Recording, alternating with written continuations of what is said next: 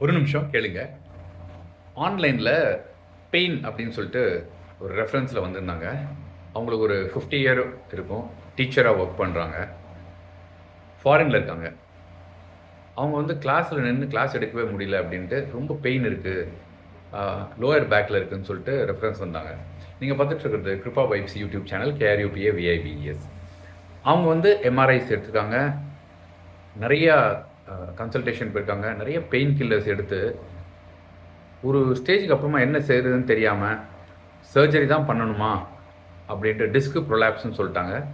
L4, L5 sciatica pain இருக்கு, கால்ல இருக்கு, மரத்து போகுது, எல்லா இஷ்யூவும் இருந்தது. முதல்லயே சொன்ன மாரி அவங்களுக்கு ஒரு 50 இயர் இருக்கும். ஓவர் வெயிட்ன்னு சொல்ல முடியாது. பட் கொஞ்சம் ரெஸ்ட்ரிக்ட் பண்ணலாம். அந்த மாதிரியான ஒரு உடல் வாகு.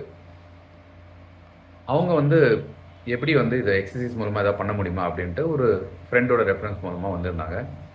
3 சிட்டிங் உட்கார்ந்தோம். வீடியோல கன்சல்டேஷன். ஒரு ஃபர்ஸ்ட்டு டைம் அவங்க உட்காந்து படுத்துக்க சொன்னா, அப்படி ஒரு முகத்துல வேதனை, வலி அவ்வளோ இருந்தது அவங்களுக்கு.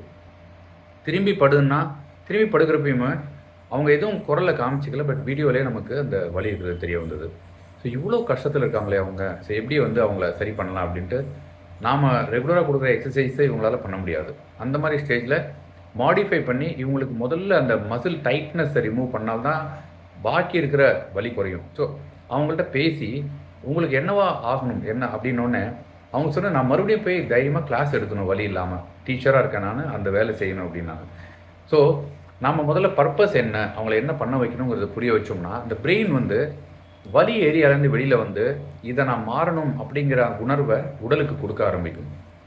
அப்போ உங்களால முடியும் அப்படின்னு அவங்க பேசுறத நம்ம கேட்கணும். நெறைய கேட்டுட்டு, அதுக்கு தகுந்த உடற்பயிற்சி குடுக்க குடுக்க, 3வது சிட்டிங் முடியிற நேரத்தில அவங்க ஸ்கூலுக்கு போயிருக்காங்க. ஸ்கூல்ல இருக்கிற பாக்கி டீச்சர்ஸ் கேட்டாங்களாம், "நீங்க வந்து சர்ஜரிலாம் பண்ணிட்டு வந்துட்டீங்களா? இப்போ நார்மலா நடக்கிற மாரி தெரியுதே" அப்படின்ட்டு. கண்ணீர் மல்க மல்க ஃபோன் பண்ணி ரொம்ப நன்றி சொல்லியிருந்தாங்க. அது இறைவனுக்கு தான் நன்றி. ஏன்னா நம்ம கையில என்ன இருக்கு சொல்லுங்க.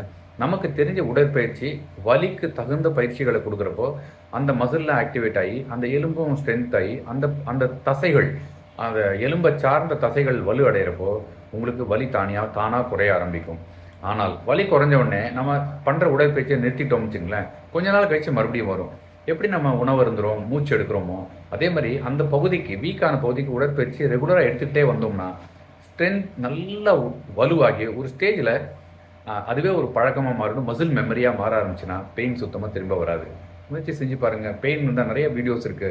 நீங்க என்னோட சேனல்லயும் போட்டிருக்கேன். பார்த்து நீங்க பண்ணி முயற்சி செய்யுங்க. இந்த வலியிலேருந்து வெளில வர. Thank you so